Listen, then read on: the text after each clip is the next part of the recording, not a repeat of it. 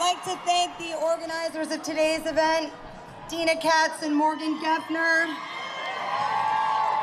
who's holding my microphone right now. That's how well organized she is. Thank you for inviting me to speak today. And to all of you gathered here, thank you for giving your time, your support, and your voice to this unstoppable movement.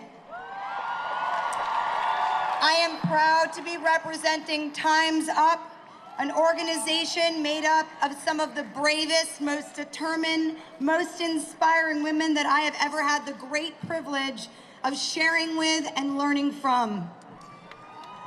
In light of the recent revelations regarding abuse of power and sexual harassment and the question of consent versus coercion, I find myself pensive, taking time and digging deep to understand where we are and how we got here. My mind baffles.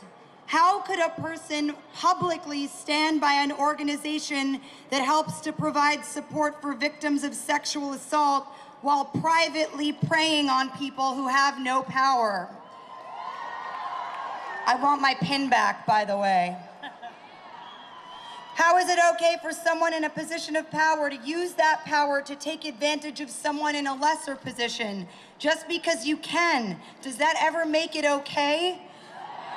If a person isn't saying yes, but they aren't saying no, how can anyone feel justified to make that decision for them?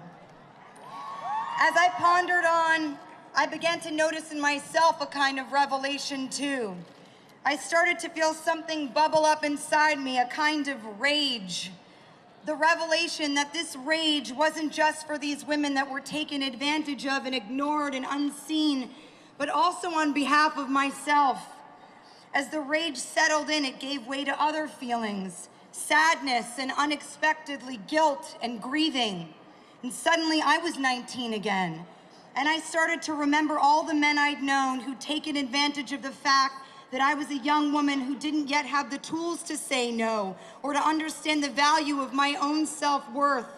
I'd had many relationships, both personal and professional, where the power dynamic was so off that I had to create a narrative in which I was the cool girl who could hang in and hang out. And that sometimes meant compromising what felt right for me. And that seemed okay, compromising my voice and therefore allowing myself to be unseen and degraded, and whether it was intended by the other party or not, because it allowed me to have the approval that women are conditioned to need. I was coming from a place, like so many young women do, of feeling like my creative value and my professional value and my sexual value could only be measured by the approval and desirability of a man. Even if I had come from a household where the conversation about self-respect was prioritized, just being a woman stacked the cards against me. Because for so many centuries, women have been taught to be polite, to please, and to pander. And I've come to realize that not just my 19-year-old self, but my schoolyard self and my married self and my professional self have all at times been a victim of this very condition, a condition that I'm certain a majority of us share. I never completely absorbed the Me Too phrase because I took the phrase at face value, but I've come to realize that while Me Too means different things to different people, to me, it is very simply the ability to empathize with the visceral realities of this condition. I want to move forward. And for me, moving forward means my daughter growing up in a world where she doesn't have to be a victim of what has cruelly become the social norm, that she doesn't have to fit into the bindings of the female condition. Time's up on the female condition. Gender equality can't just exist outside ourselves, it must exist within. We must take responsibility, not just for our actions, but for ourselves. We must make it our responsibility to feed our own healthy ego, to teach our children to exercise their own autonomy and ego strength by leading by example.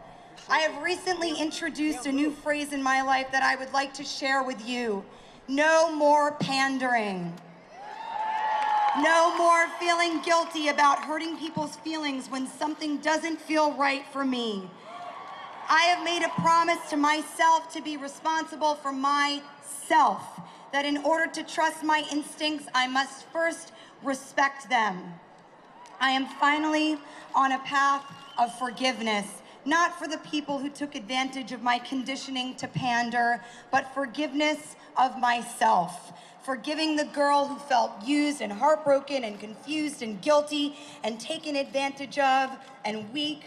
I stand before you, someone that is empowered not only by the curiosity about myself and by the active choices that I am finally able to make and stand by, but by the brightness of this movement, the strength in the unity that this movement has provided.